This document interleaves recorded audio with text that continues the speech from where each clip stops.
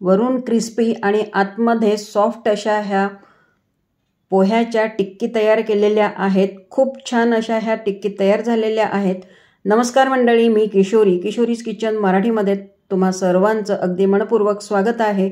तर आज आपण बघणार आहोत पोहा टिक्की आणि तेही भरपूर भाज्या घालून, तर पौष्टिक सुद्धा आहेत।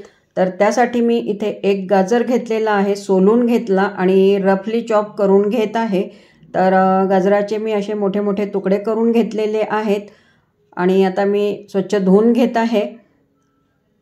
एका डब्यामध्ये मी फ्रोझन वाटाणे आणि स्वीटकॉर्न घेतलेले आहेत थोडे थोडे, तर थोडं पाणी घालायचं आहे। आणि एका भांड्यामध्ये 4-5 बटाटे सुद्धा मी घेतलेले आहेत। तर मी आता कुकरमध्ये ठेवून 3 ते 4 शिट्ट्या होऊ देणार आहे।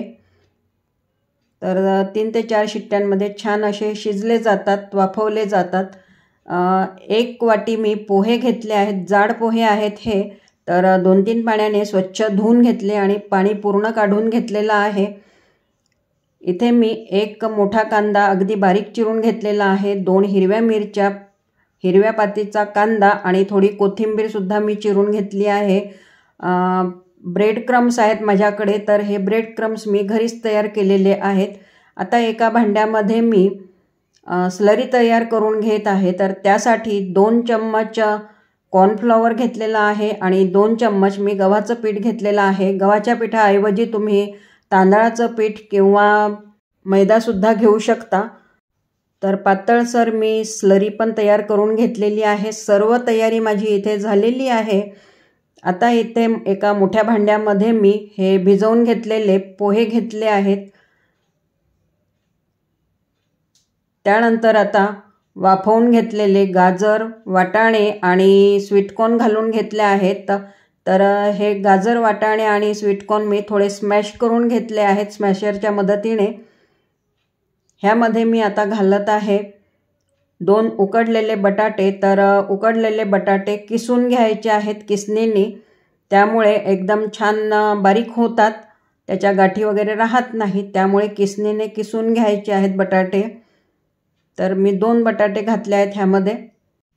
तर हे कटलेट आहेत ना, ते मी पहिल्यांदाच करून बघितले आणि खूप छान झाले होते। आता ह्यामध्ये मी अगदी बारीक चिरून घेतलेला कांदा, हिरव्या मिरच्या, पातीचा कांदा आणि कोथिंबीर घालून घेतलेली आहे। ह्यामध्ये आता पाव चम्मच हळद घातली आहे, अर्धा चम्मच तिखट घातलेलं आहे, अर्धा चम्मच धणे जिरे पावडर, अर्धा चम्मच मी इथे काळी मिरी पावडर घातलेली आहे आणि 1 चम्मच चाट मसाला, चवीनुसार मीठ घातलं। आता हे सर्व मिश्रण छान मिक्स करून घ्यायचं आहे। तर हातानेच मी छान चुरून घेत आहे, म्हणजे सॉफ्ट असा गोळा तयार होईल ह्या मिश्रणाचा।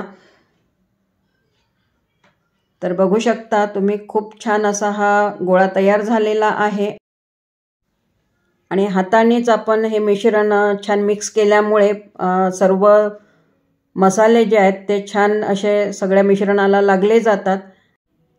हाताला मी थोडं तेल लावून घेतलं आहे आणि अशा प्रकारच्या ह्या टिक्क्या तयार करून घेत आहे मी।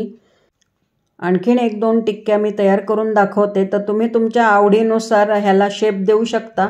तर मी सिंपल वड्यासारखा गोल शेप दिलेला आहे, अगदी वडे जसे आपण करतो ना, तर सेम तसेच तयार केलेले आहेत। तर इथे माझे सर्व टिक्की तयार झालेल्या आहेत आणि हे काही मिश्रण उरलेलं आहे, तर मी ह्याचा नंतर दुसरा उपयोग करणार आहे, तर मी ते सुद्धा तुम्हाला दाखवेलच। तर सर्व आपली तयारी झालेली आहे। आता जी स्लरी तयार केलेली होती त्यामध्ये ही टिक्की बुडवून घ्यायची आहे आणि त्यावर ब्रेड क्रम्स कोट करून घ्यायचे आहेत। तर छान असे हे ब्रेड क्रम्स त्याला कोट झालेले आहेत आणि गॅसवर मी पॅनसुद्धा ठेवलेला होता, त्यामध्ये मी 2 मोठे चम्मच तेल घातलेलं होतं। तेल गरम झाल्यानंतर आता लगेच मी तिथे ह्या टिक्की ठेवून घेत आहे। तर अलटून पलटून ह्या टिक्की छान शेकून घ्यायच्या आहेत ह्यामध्ये।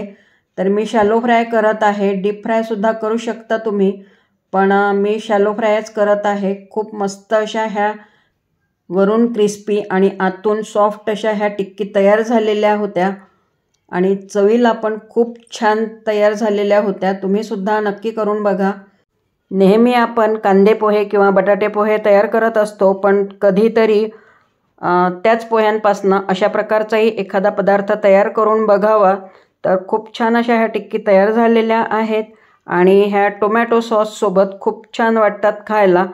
तर आजच्या ह्या पोहा टिक्की तुम्हाला कशा वाटलेल्या आहेत मला कमेंटमध्ये सांगा आणि रेसिपी आवडली असेल तर रेसिपीला लाईक करा, शेअर करा, चॅनलला सबस्क्राईब करा. पुन्हा भेटूयात अशा छानशा रेसिपीसोबत. तोपर्यंत मस्त खा, स्वस्त राहा. धन्यवाद.